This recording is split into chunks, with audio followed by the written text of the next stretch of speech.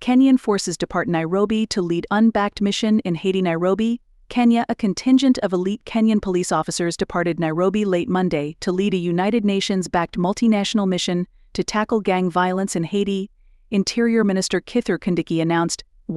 Despite ongoing legal challenges against the deployment, Kenya had committed to sending 1,000 police officers to stabilize Haiti, alongside forces from several other countries.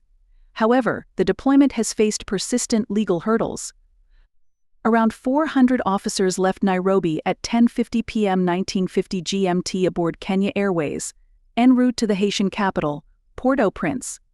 Honored to see off the first batch of the contingent of the National Police Service officers who are part of the historic United Nations mission to Haiti, Kindiki said in a statement, accompanied by images of the officers at Jomo Kenyatta International Airport.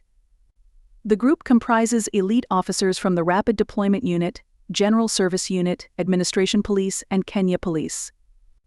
A ceremonial send-off the deployment came just hours after President William Ruto, an enthusiastic backer of the mission, bid a ceremonial goodbye to the officers on Monday.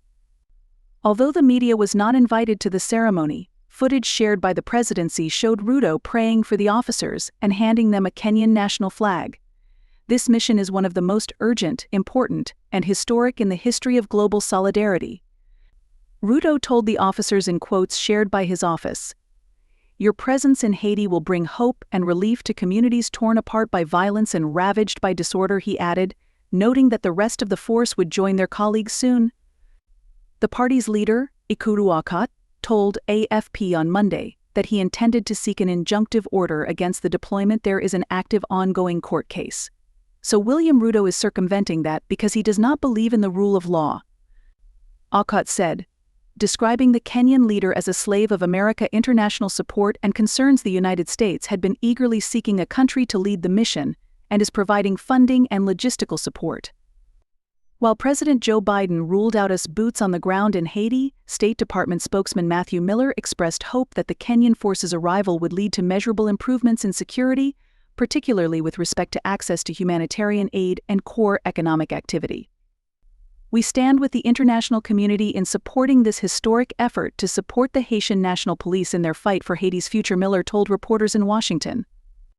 Despite international support, organizations like Human Rights Watch have raised concerns about the mission and its funding, while watchdogs have repeatedly accused Kenyan police of using excessive force and carrying out unlawful killings.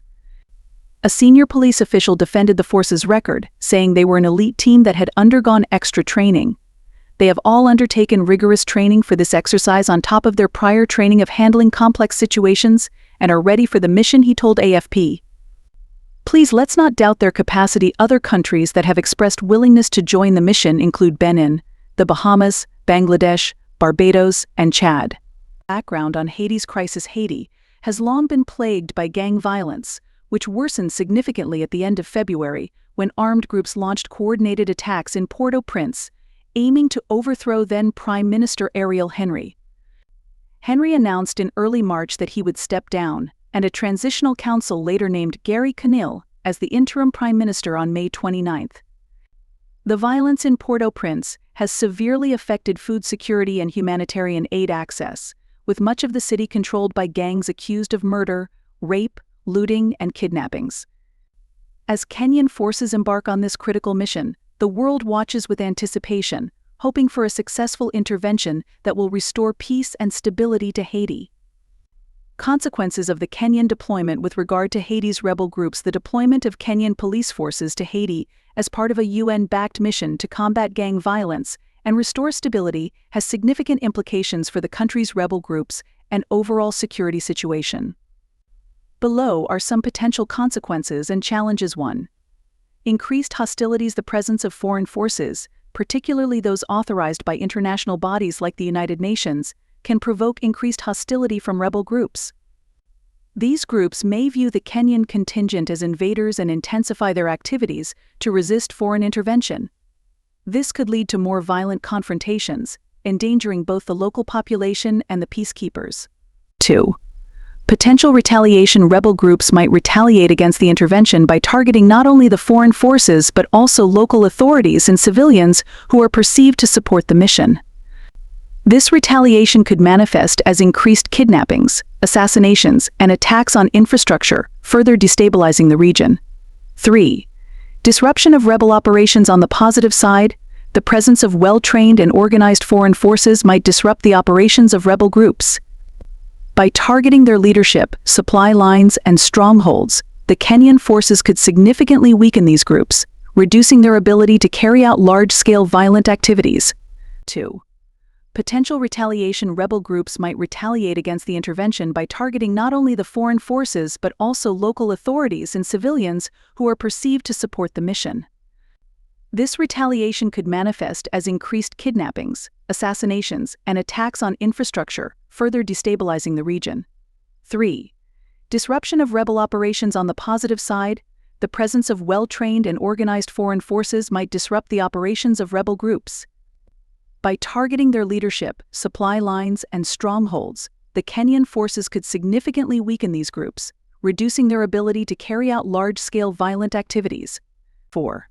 Humanitarian impact. The intervention aims to improve the security situation, which could enhance access to humanitarian aid and services. However, initial resistance from rebel groups might exacerbate the humanitarian crisis before conditions start to improve. Ensuring safe corridors for aid delivery will be a critical challenge. 5. Political ramifications. The deployment could have significant political consequences. It may strengthen the interim government's position if the mission succeeds in reducing violence and restoring order. Conversely, if the mission faces substantial resistance or fails to achieve its objectives, it could undermine the interim government's credibility and stability. 6.